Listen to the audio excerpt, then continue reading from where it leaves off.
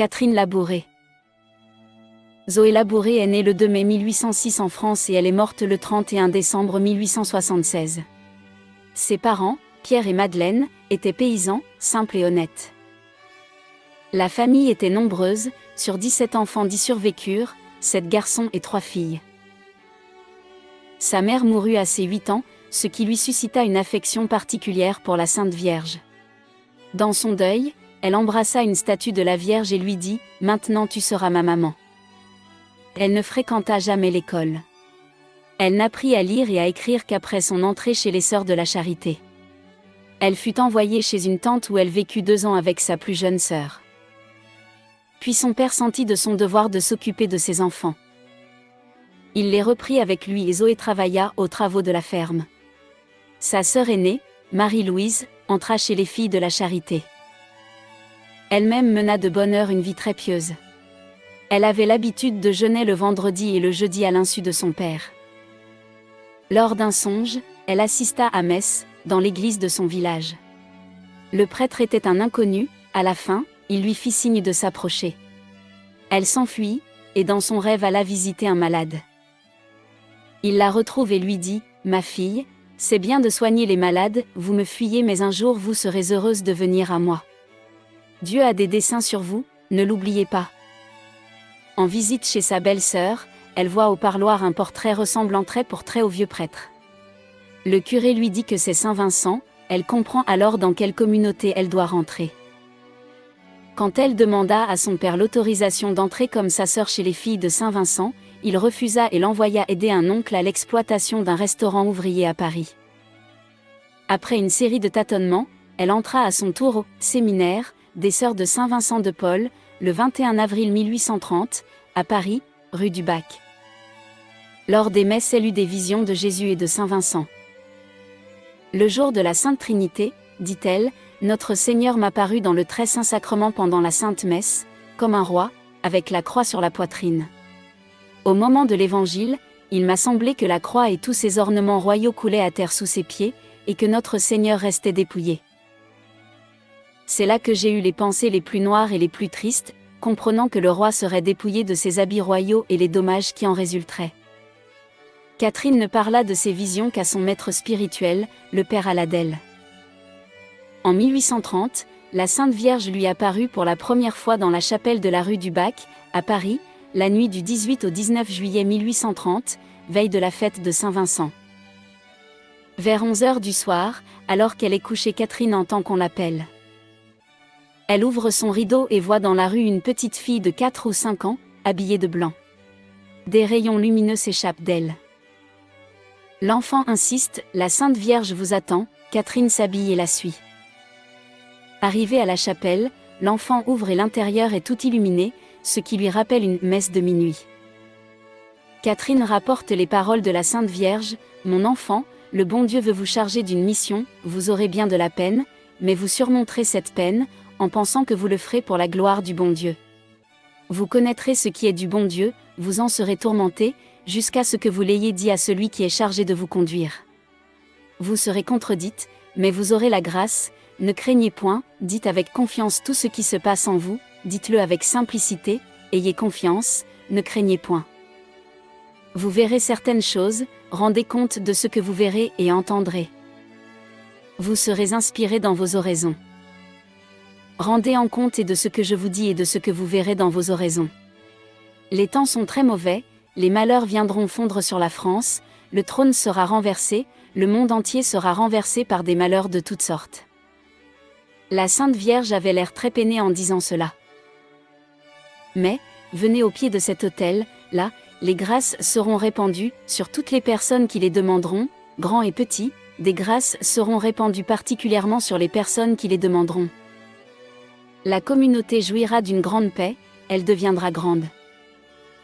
Mais, de grands malheurs arriveront, le danger sera grand.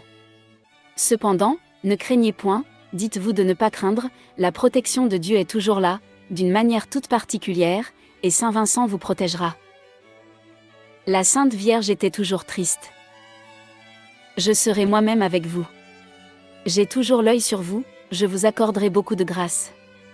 Le moment viendra où le danger sera grand, on croira tout perdu, là, je serai avec vous, ayez confiance. Vous reconnaîtrez ma visite, la protection de Dieu sur la communauté, et de Saint Vincent sur les deux communautés.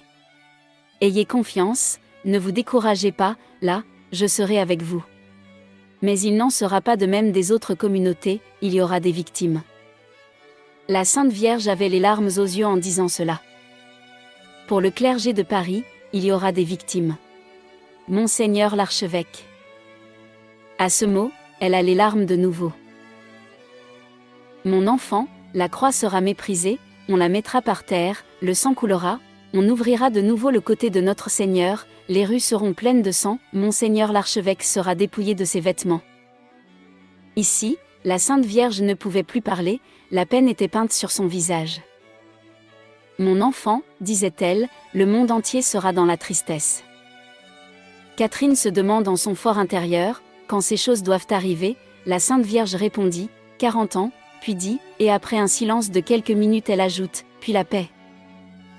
En 1830, c'est la fin de la monarchie de droit divin, la fin de la royauté sociale de notre Seigneur Jésus-Christ. Si l'on ajoute 40 ans à 1830, on obtient la guerre de 1870. 10 ans plus tard, c'est la guerre de 1880 où les francs-maçons s'emparèrent du gouvernement français. Le gouvernement devient laïque. Les républicains mènent une action anticléricale en même temps qu'une expansion coloniale. Puis le Christ est chassé des tribunaux, des écoles et des armées. On rétablit le divorce. Le Parlement vote des lois pour « arracher les consciences humaines à la croyance », dira le ministre René Viviani dans un discours public. Catherine eut d'autres visions, parmi elles, elle eut la révélation de la médaille miraculeuse.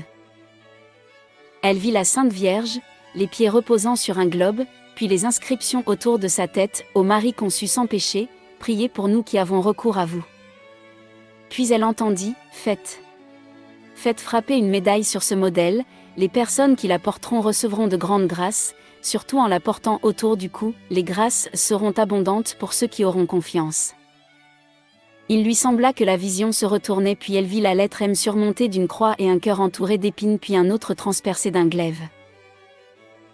Lors d'une autre vision, alors qu'elle contemplait les rayons lumineux de la Sainte Vierge, elle entendit dans son cœur, « Ces rayons sont le symbole des grâces que la Sainte Vierge obtient aux personnes qui les lui demandent. » Cette médaille a été reproduite des millions et des millions de fois en or, en argent et en bronze.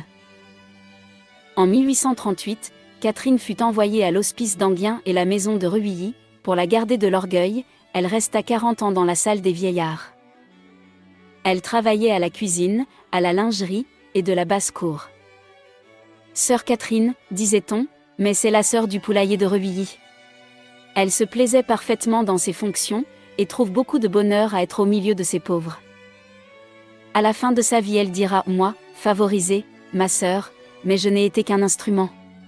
Ce n'est pas pour moi que la Sainte Vierge m'a apparu, je ne savais rien, pas même écrire, c'est dans la communauté que j'ai appris ce que je sais, et c'est pour cela que la Sainte Vierge m'a choisi, afin qu'on ne puisse pas en douter. Elle a senti le moment où elle allait mourir, et a demandé à ses sœurs de l'enterrer à l'endroit de son cœur. Elle est morte le 31 décembre 1876, je m'en vais au ciel, voir notre Seigneur, sa mère et Saint Vincent, et elle ferma ses yeux bleus. La bienheureuse Catherine Labouré fut béatifiée en 1947 par le pape Pie XII. Prophétie. Retranscrite dans sa forme brute, cette vision écrite par Catherine ne semble pas indiquer les événements de 1848. Une croix recouverte d'un crêpe noir, portée par des hommes à la figure courroucée et répandant la terreur dans les cœurs, puis tombant à terre, alors un bras paraît, une voix se fait entendre. Le sang coule. L'innocent meurt, le pasteur donne sa vie pour ses brebis. À la fin éclate le triomphe de la croix, érigée sur le parvis de Notre-Dame, au pied de laquelle repose une partie des morts et des blessés pendant ces événements si pénibles. Cette croix, dite de la victoire, m'apparut de toute beauté, notre Seigneur était comme s'il venait de mourir, la couronne d'épines sur la tête, les cheveux épars dans la couronne par derrière, la tête penchée du côté du cœur, la plaie du côté droit me paraissait avoir 3 travers de doigts de longueur, et tombent des gouttes de sang. Cette croix m'apparut d'un bois précieux, étranger, et garnie en or ou doré. Catherine Labouré, après que la Sainte Vierge lui ait montré toutes les grâces que l'on oublie de lui demander. Oh! Qu'il sera beau d'entendre dire, Marie est la reine de l'univers, particulièrement de la France. Ce sera un temps de paix, de joie et de bonheur qui sera long, elle sera portée en bannière et elle fera le tour du monde. En 1873, on parlait beaucoup en France de restauration monarchique. Sœur Catherine était, elle aussi, légitimiste, comme en témoigne une prière recopiée de sa main, que l'on retrouvera dans ses papiers, après sa mort. Rendez et consolidez le trône que vous avez rendu tant de fois au fils de Saint Louis, éclairez son esprit, remplissez son cœur, soyez son conseil et son appui, qu'il marche constamment dans les voies de la justice et soit enfin un jour roi selon votre cœur, qui captive celui de tous ses sujets.